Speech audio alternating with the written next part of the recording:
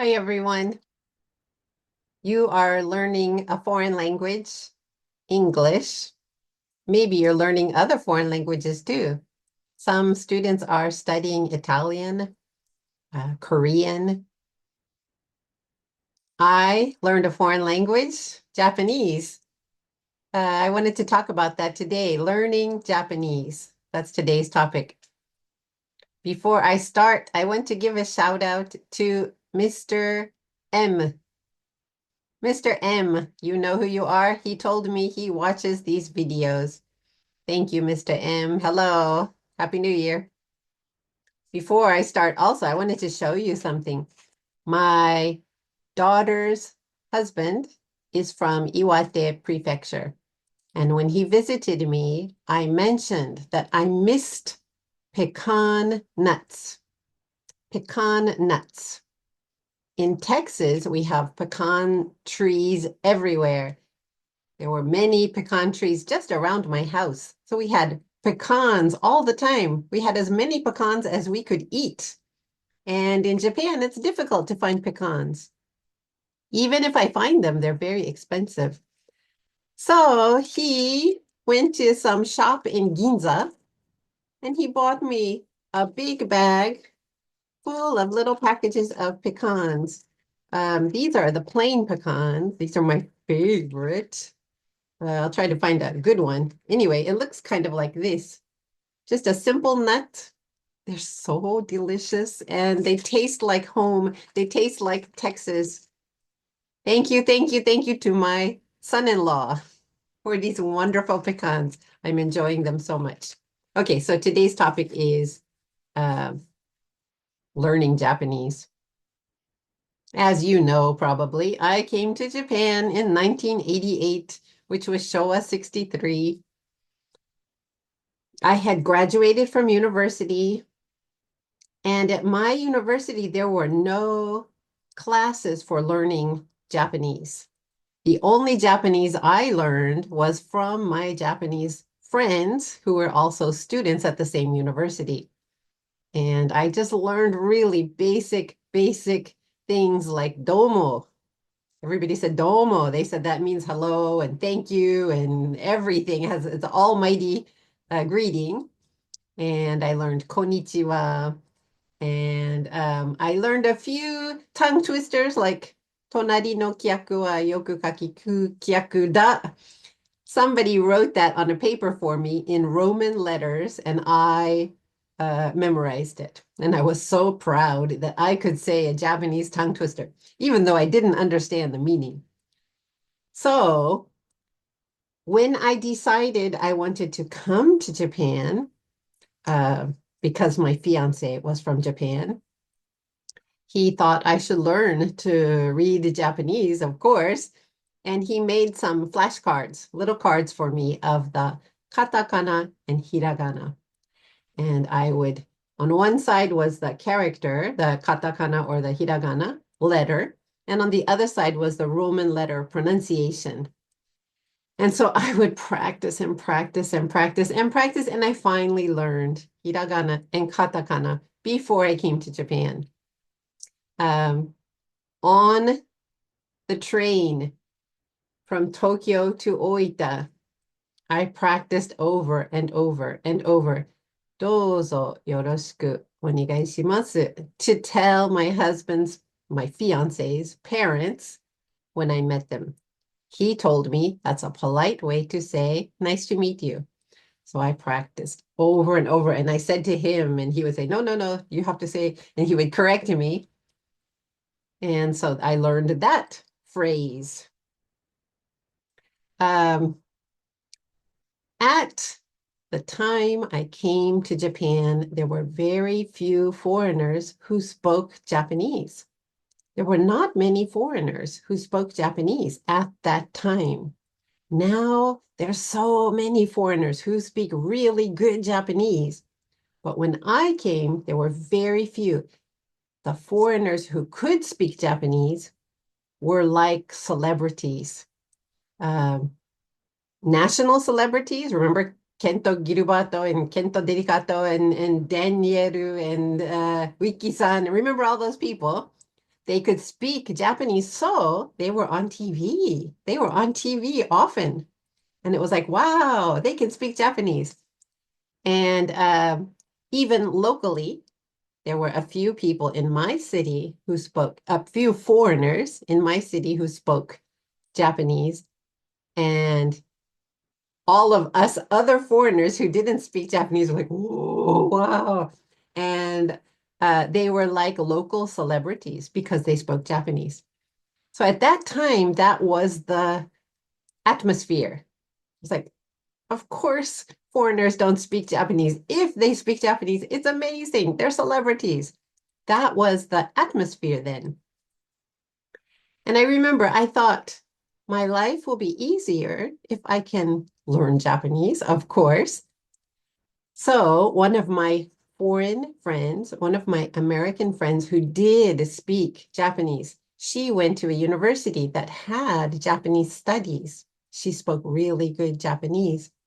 She became my teacher and she would help me with my Japanese. And the first thing that she said is, you need to buy a kanji dictionary. It's no internet, no apps, no smartphones at that time. You had to use a dictionary to learn the kanji. And I bought, look how old, I bought this book. It's called Japanese English Character Dictionary. I had to order this from Kinokuniya in Tokyo.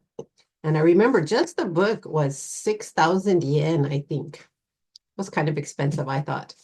And she taught me how to use, my friend taught me how to use this dictionary. It's kind of difficult. You have to look up these radicals. They're called radicals in English. And then you had to find the number of strokes. And it was so difficult. And I struggled and struggled to learn Japanese, to read things, to write things using this dictionary. And it helped me a little, but it was so difficult. So anyway, that's what I used for years. And then as the internet became more popular and I got a smartphone and it has apps on it, and I can take a picture of Japanese and then just do something on my app and the English will come out. Life is so much easier now. Life is so much easier. I can read Japanese much better. When I first came and I would walk around the city or we would drive around and I would look at buildings and they had signs. I didn't know what each business was because I couldn't read the kanji on the signs. I didn't know if that's a bread shop. I didn't know if that's a doctor. I didn't know what anything was. I didn't understand anything. And what was I going to say? I lost my train of thought. I lost my train of thought. Now it's so much easier. It's so much easier to live. Um, now I remember. Now I remember. I will end this video telling you one of my biggest Japanese mistakes. Some of my students, you have heard this story before. As you know, Japanese has different levels of politeness. And when my children were in school, there was something called the rendakumo, and it was the teacher would call one parent, and that parent would call the next parent in the class, next parent, and they would pass the message around to all of the parents in the class. This was so stressful for me. It was so stressful because I would get the phone call, and that's when we had this kind of phone. And I would pick up the phone and I'd realize, oh, it's an Nakamura. And I would get the paper and a pen and I would tell them, please speak slowly because I need to say this information to the next person correctly. And so Rendakumo for me was a big stress. But anyway, one day I answer the phone and it was rendakumo, and I couldn't remember, or I didn't hear the person's name or which child's class this message was for. Was it for my daughter's class or my son's class? So I wanted to say, excuse me, please tell me your name again. I wanted to say that, but I thought I should use polite Japanese because this is a, a school uh, a school phone call. So I want to use a little bit more polite Japanese. So I was thinking, how do I say, who are you in polite Japanese? So I said, すいません。何様でしょうか? 何様でしょうか? I thought that sounds really polite. Sama de shouka sounds polite. My children who were in the same room listening started laughing and laughing and laughing. The woman I was talking to on the phone started laughing, and I knew I must have made a big mistake. Luckily, she was very kind. She didn't get angry, and we continued the conversation. And when I hung up, I asked my children, why are you laughing? What did I say? And they explained to me the meaning. Nani-sama deshoka would be like, just who do you think you are? If we were saying it in English, I guess that's what it would be. Just who do you think you are? And so that was such an embarrassing uh, Japanese mistake for me. I have many, many more stories like that. Do you have any embarrassing mistakes that you've made in a foreign language, English or any other language that you're studying? I would love to hear those stories.